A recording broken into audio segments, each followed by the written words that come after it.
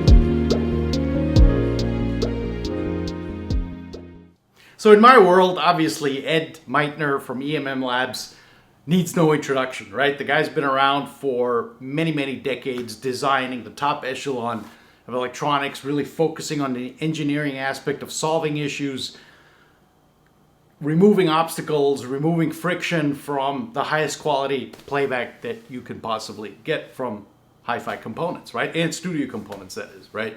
So for me, practically though, it really all started with the DS-EQ1, the phono stage, energizer, decoupler, optical, whatever you want to call it, for the DS line of cartridges. And that really sort of elevated and reset kind of some of the parameters that I was used to from vinyl playback and took them to a whole new level. And then it continued, right? I then got the MA3, Meitner, digital decoder, digital analog converter, I should say, and, you know, spectacular digital playback, right? I mean, I've had all kinds of stuff come in. You guys know I don't listen much to digital. I mean, definitely I'm more skewed towards vinyl. Be that as it may, you know, you do need a good digital source, so the MA3 came in. And by the way, at that price point, right around 10,000, you'd be hard-pressed to find anything that, in my opinion, resolves as equally, as musically, as the MA3 does. But fast forward, we then have the MTRS stereo amp, and you can see the review of that somewhere down below in the comments. I'll drop a link. And then, of course, that brings us to the EMM Labs Pre amplifier. So what is it? Well, it's a fully featured preamplifier, obviously, designed by Ed Meitner and his team at EMM Labs up in Canada. By the way, I was in Canada. I was invited to fly up to Canada and do a factory tour video. I'm editing that as we speak. That's going to drop hopefully in the next couple of days. Stay tuned for that. There's obviously going to be a link for that as well. So what is the EMM Labs Pre? As you can deduce from the name, it's a full-featured preamplifier, right? 6 inputs, 3 balanced, 3 single-ended RCA, 3 outputs, 2 balanced, 1 single-ended. They all run in parallel, obviously, so you could possibly, potentially even triamp a setup or system if you want to. You know, obviously, all the minutia of a top-level preamp goes along with it. You've got ceramic circuit boards, which I don't see too often, actually, in high-end audio designs. In fact, if you know of a line that uses ceramic circuit boards, please drop a comment below. I was told, because I just visited the EMM Labs factory, they invited me up for a factory tour and video, so that video is going to, I'm editing that as we speak, and that's going to drop soon. But I'm told that a ceramic PCB board is about 10 times the cost of a normal PCB board. And so it obviously all aids with, you know, the flow of electrons, you know, etc. The just the level of refinement, I guess, is on a much higher level. Obviously, I'm not an engineer, so can't speak to that all that well. But what does it produce? Sound quality, right? It elevates the sound quality, as you will find out in a minute. Now, what else does it have? It's obviously a dual balanced Class A design. It has actually some really cool, nifty features that, to me, coming from my all-time reference preamplifier, which was the EINSTEIN preamplifier for the past 14, 15 years, is definitely a very nice to have. A nice, fully function remote control. You have the inputs, which obviously you can name individually, which is kind of cool. You can also set 3 independent volume levels and assign those to the inputs. So your most favorite inputs obviously will get the right sound level and volume out of it. Speaking of volume control, so this is a very sore point with Ed when you talk to him. And he doesn't like getting too much into it. He calls it his secret sauce, which is understandable. Let's just say it's a software-driven, fully analog volume control that allows basically, you know, no sound degradation at all. And, you know, obviously works great as a volume control. So, build quality, obviously top-notch. You know, all the parts are machined metal, aluminum, even the fancy remote control, right? Which, again, as I've shown you before, you can select all kinds of things. Oh, actually, you know what's really useful on this darn thing? You can smack someone with it in case of, you know, you need to. But it has a soft mute button and a mute button. So what does the soft mute button do? Unlike the mute button, it just softly mutes the music. So you can still hear it, but it mutes it, I don't know, 15, 20, 25 decibels, I think. Anyway, nice feature on that remote. Next up, the thing we're all waiting for, obviously, which is sound quality. What's this thing sound like? So, if you guys have followed my channel, if you know me, you know that my sort of preferences and my biases towards sound quality are pretty darn simple. Music, it's alive, it's dynamic, it's got punch, it's got shove, guts, right? I can't stand listening to music systems that are like, dude, I fall asleep, yawn, wake me up again, right? Listen, you string up a percussive instrument, piano, drums, obviously, man, you got thwack, you hear it, you feel it. And so if the music system doesn't do that at my house, not really going to be conducive to me enjoying listening to music. So, given my biases, I will say that the EMMlabs line of products in general has really regained a lot of respect for me for solid-state designs. Again, my longtime reference, EINSTEIN, I've been using it for the last 14, 15 years, which in some cases is all tube-based, in some cases it's hybrid-based, and in some cases it's solid-state.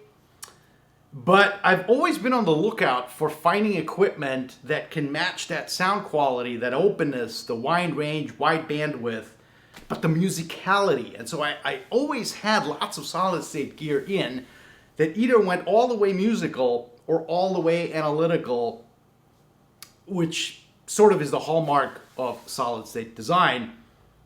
But the EMM Labs really sort of repulled that for me and brought it back to a nice center where I have all the advantages of solid state, no noise, wide bandwidth into the megahertz range, dare I say sub-gigahertz range, from DC on down on up, or from DC down on up, I should say.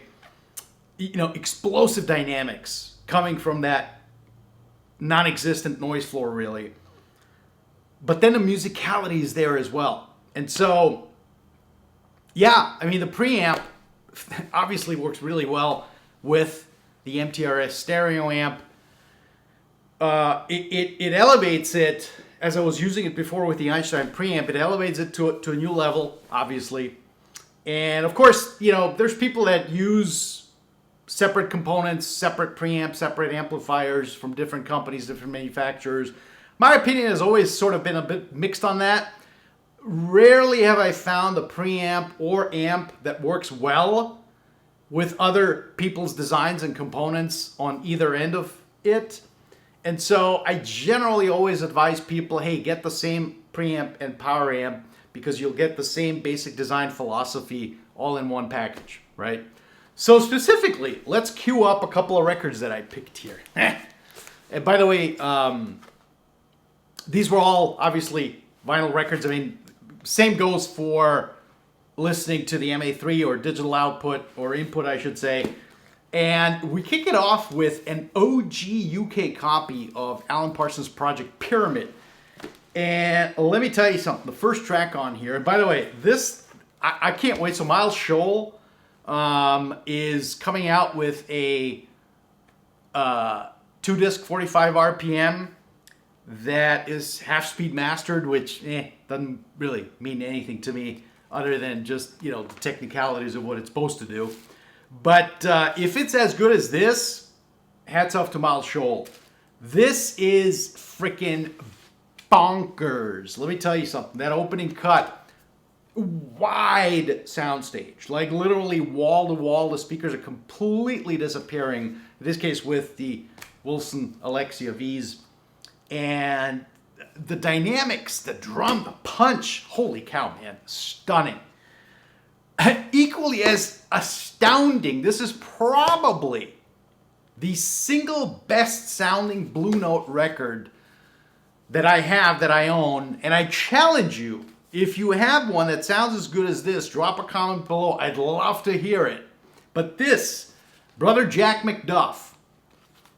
So this is the reissue. I think Kevin mastered this. Let me tell you something. Track 2, side 2, Swedish, or made in Sweden. Jaws drop. Your pants are flapping. You're like, whoa. Let me tell you, that opening bass line, dum, dum, dum. Holy cow. I mean, seriously, I'm not kidding. I got goosebumps talking about it. And then the kick drum comes in. Holy crap, man. Again, to me, personally, you have to feel the dynamics of the damn music in order to have a proper hi-fi system at home. That's just my opinion, obviously. You know, if you like listening to soft sounds, by all means, listen to your soft sounds. But me, man, I like punch, guts, and shove. So yeah, this Moonrappin', get this, stunning. UB40, can't go wrong with UB40. This is their latest album, although not with, I mean, the band obviously split up a long time ago, but then they kind of came back together. And yeah, it's, you know, classic UB40 sound. Sounds pretty good, I should say. You get that, the bass, you get the rhythm, right? Is it the best recording ever? No. Is the EMMlabs Pre gonna make it the best recording ever? Obviously not. It plays back what it gets as a source. But nonetheless, a entertaining album. And then finally, I do want to talk about Smoke and Mirrors. This is from the great Yarlung label. You can still get this. It's a 45 RPM percussive record. And so there's an opening. As a matter of fact, we were just setting up a new arm last week. I had a visitor, and Shane Büttner from MIBS Distribution set up the SAT LM09 with the Lyra Atlas cartridge, and I just also had in for review the Mola Mola Loopy phono amp, which obviously will come out in a later video.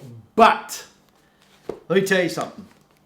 And it goes back to, again, you get the resolution, you get the bandwidth, you get that extension from top down to the bottom, or the bottom up to the top, depending on how you like to look at it. And it gives you the ability to truly hear into the mix as much as possible while still remaining the musicality. So anyway, this first cut, we were setting up the cartridge with one of Shane's unobtainium test records, which is actually pretty cool. I'm not allowed to really talk about it too much, other than to say there is no other test record out like it. And it was critical in leveraging to get the cartridge set up as best as possible. And I mean, the percussive elements, there's a faint ding, ding, ding, ding, ding way in the back. And man, I mean, when we were setting up Azimuth and VTA, it literally just snapped into focus. It was just astounding. I mean, you could literally hear the tiniest change in Azimuth VTA right in front of you. So kudos to EMM Labs, kudos to Ed Meitner, and more Amadeus Meitner taking over on the operations side of things. He's obviously got an incredible engineering team. And by the way, let me just say this, and you'll see this in a video. First thing you notice when you actually walk into the EMM Labs factory and office, they really are an engineering first focused company. There's test equipment everywhere, literally. To boot, Ed has designed a lot of test equipment for the audio industry over his decades of being an audio engineer. But literally, I mean, test equipment everywhere. And best of all, when they futz around with something, create something new, they've got several systems set up throughout the facility. They play back music and they hear it right away, right? So anyway, that's my review on the Pre. Fantastic product, really is. If you're in the market for again, if your biases are like mine, you want musicality, but you want music to feel. You don't like that, super analytical sound. You don't like too much syrup and sauce on the other side of the spectrum. You want that wide bandwidth. Give EMM Labs a try. It's absolutely outstanding stuff. So anyway, that's it, folks. Thanks for tuning in. As always, we'll catch you guys on the next time.